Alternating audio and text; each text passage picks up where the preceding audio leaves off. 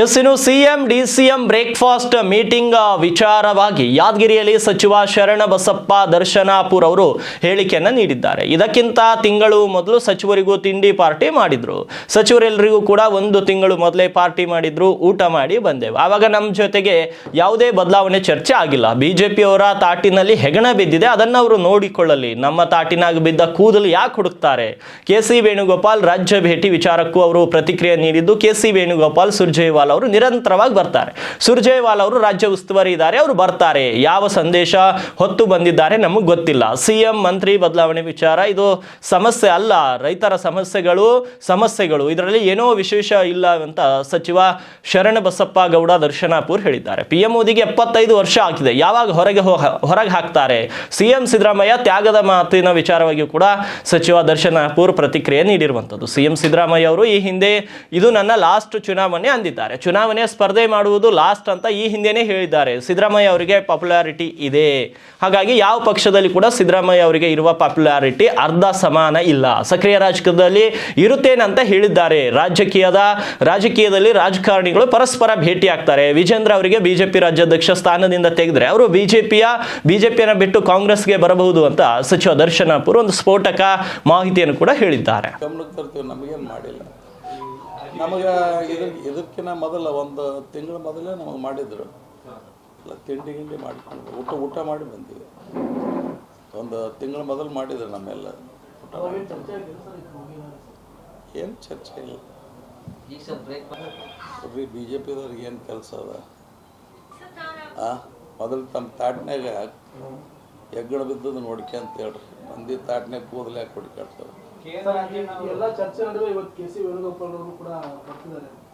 Regular ಆಗಿ KC. Venugopal ಬರ್ತಾರ, ನಮ್ಮಲ್ಲಿ ಸುರ್ಜೇವಾಲಾ ಅವ್ರು ಬರ್ತಾರ.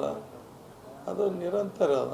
ಬಿ ಜೆ ಪಿದಾಗೂ ಮ್ಯಾಗೇನು ರಾಜ್ಯ ಉಸ್ತುವಾರಿಗಳು ಅವರು ಬರ್ತಾರ. ಸಮಸ್ಯೆ ಅಂದ್ರೆ ಅಧಿಕಾರ ಬದಲಾವಣೆ ಆಗೋದು, ನಾ ಮಂತ್ರಿ ಆಗೋದು, ಇವು ಸಮಸ್ಯೆಗಳೇ ಅಲ್ರಿ. ಇವು ಸಮಸ್ಯೆಗಳು ಅಲ್ಲ. ಸಮಸ್ಯೆ ಅಂದ್ರೆ ಬೇರೆ ಇವೆಲ್ಲ. ಈಗ ಮಳೆ ಬಂದು ರೈತರು ಹಾಳಾಗಿರ್ತಕ್ಕಂಥದ್ದು ಇವು ಸಮಸ್ಯೆಗಳು. ಅವು ಸಮಸ್ಯೆ ಅಲ್ಲ.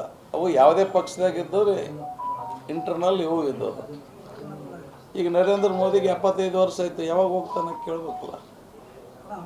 ಈಗ ಅದ್ವಾನಿ ಅವರಿಗೆ, ಮುರಳಿ ಮನೋಹರ್ ಜೋಶಿಗೆ, ಉಮಾಭಾರತಿಗೆ ಎಲ್ಲ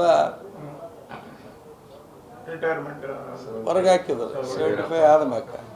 ಮತ್ತು ಈಗ ಸರ್ಟಿಫೈ ಆದವ್ರದ್ದು ಪರಿಸ್ಥಿತಿ ಏನೇನದ? ಮಾತಾಡಿದವರು ಮಾತಿನ ಪ್ರಕಾರ ನಡ್ಕೋಬೇಕಲ್ಲ. ಮತ್ತು ಉಗುಳಿದ ನೆಕ್ಕದ ಆಗ್ಬಾರ್ದು ಅವರು.